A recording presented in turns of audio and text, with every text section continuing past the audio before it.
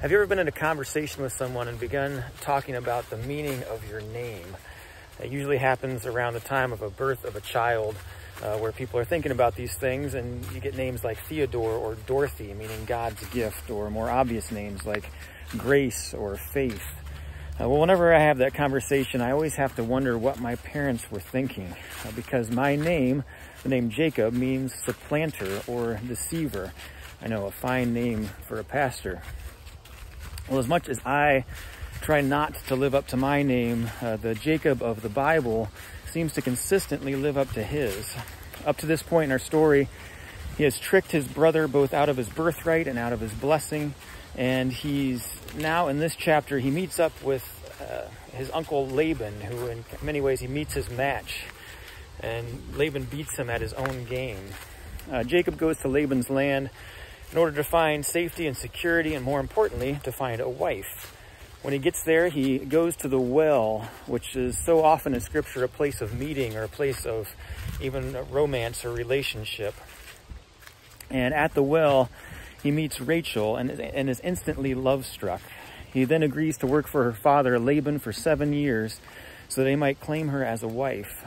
And when the 7 years is up, Laban then dresses up his older daughter, Leah, and tricks Jacob so that he marries the wrong girl. And all I can say is that, the wedding must have been taking place at the dark, or the wedding must have taken place at night, and this was well before there were artificial lights. So I don't know how that happens. But Jacob doesn't discover he has the wrong girl until the morning.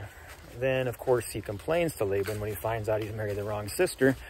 Laban defends himself, saying, well, he's got to marry off the older daughter before the youngest. So Jacob agrees to work for another 7 years so that he can marry Rachel.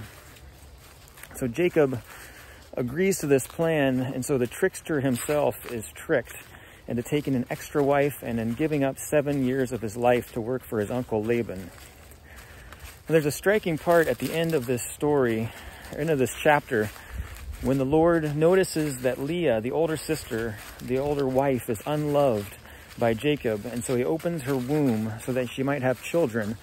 And she goes on to have 6 sons in all.